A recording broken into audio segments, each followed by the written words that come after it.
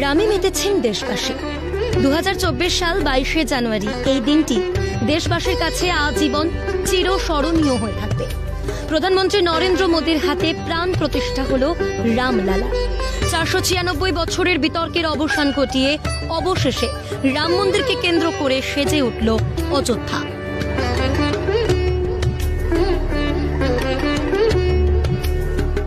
অযোধ্যায় রাম মন্দির নির্মাণ নিয়ে দীর্ঘদিন ধরেই চলছে টানাপোড়েন। বিষয়টির জল গড়িয়েছিল আদালত পর্যন্ত। অবশেষে সুপ্রিম কোর্টে মামলা, পাল্টা মামলা, এই সব ধাপ পার করে অযোধ্যায় তৈরি হলো রাম মন্দির। গোটা দেশে সেই বিতর্কের অবসান ঘটল রাম মন্দির স্থাপনের মাধ্যমে। তৈরি হলো ইতিহাস।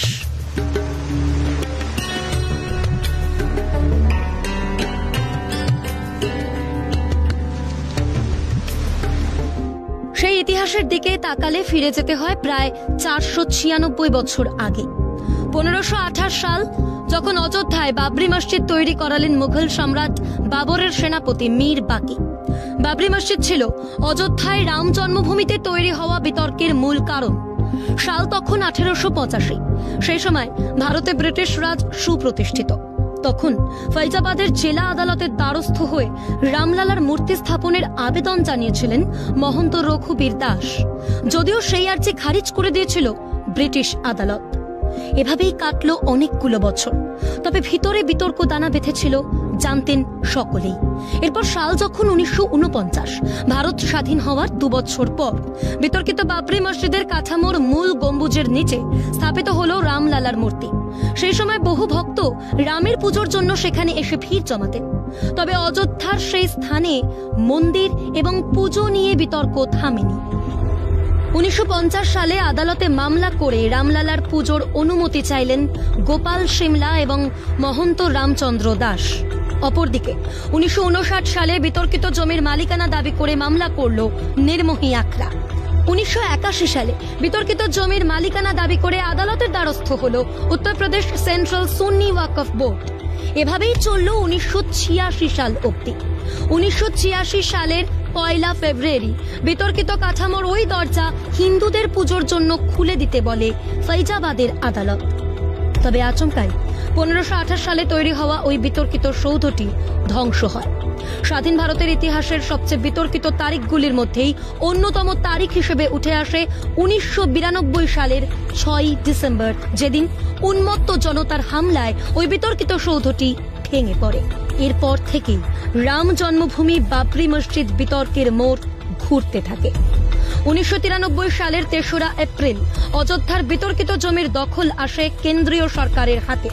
30শে সেপ্টেম্বর এলাহাবাদ হাইকোর্ট এই মামলায় রায়দান করে বিতর্কিত জমি 3 ভাগে ভাগ করে দেওয়া হচ্ছে সুন্নি ওয়াকফ বোর্ড, নির্মোহী আখড়া এবং রামলালা বিরাজমানের মধ্যে।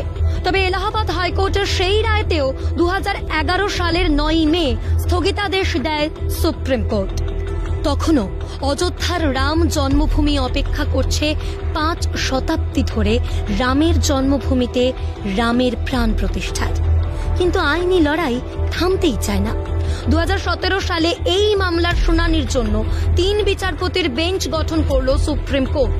উত্তরপ্রদেশ শিয়া সেন্ট্রাল ওয়াকফ বোর্ড জানালো অযোধ্যায় মন্দির বানালে তাদের আপত্তি নেই, পরিবর্তে লখনৌতে মসজিদ বানিয়ে দেওয়া হোক। এরপর 2018 সালের 29শে অক্টোবর তৎকালীন প্রধান বিচারপতি রঞ্জন গগৈয়ের নেতৃত্বে আবার নতুন করে 3 বিচারপতির বেঞ্চ গঠিত হলে তার নেতৃত্বে 2019 সালে তৈরি হয় 5 বিচারপতির বেঞ্চ। ওই বছরের 18 সেপ্টেম্বর 1 মাসের মধ্যে মামলা শেষ করার সময় বেঁধে দেয় সুপ্রিম কোর্ট। অবশেষে বছরের পর বছর চলতে থাকা মামলা শেষ করে সুপ্রিম কোর্ট রায় দেয় অযোধ্যায় বিতর্কিত জমিতে হিন্দুদের মন্দির তৈরি হবে। বিকল্প হিসেবে 5 একর জমি দেওয়া হবে মুসলিম সুন্নি ওয়াকফ বোর্ডকে।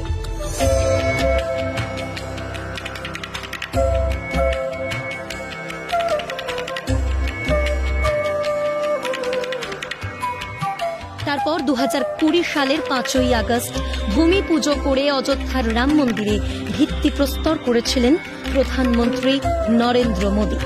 500 বছরের আইনি জট কাটিয়ে অবশেষে আদালতের রায় মাফিক তৈরি হলো দেশের মুকুটে নতুন পালক, তৈরি হলো দেশবাসীর স্বপ্নের রাম মন্দির। সেখানে রামলালার প্রাণ প্রতিষ্ঠার জন্য অপেক্ষা করছিলেন সমগ্র দেশবাসী। অবশেষে 22শে জানুয়ারি এলো সেই মাহেন্দ্রক্ষণ। প্রধানমন্ত্রী নরেন্দ্র মোদীর হাতে প্রাণ প্রতিষ্ঠা হলো রামলালার। সারা দেশ 10 মজল রাম জন্মভূমিতে রাম ফেরার আবেগে। ক্যালকাটা নিউজ।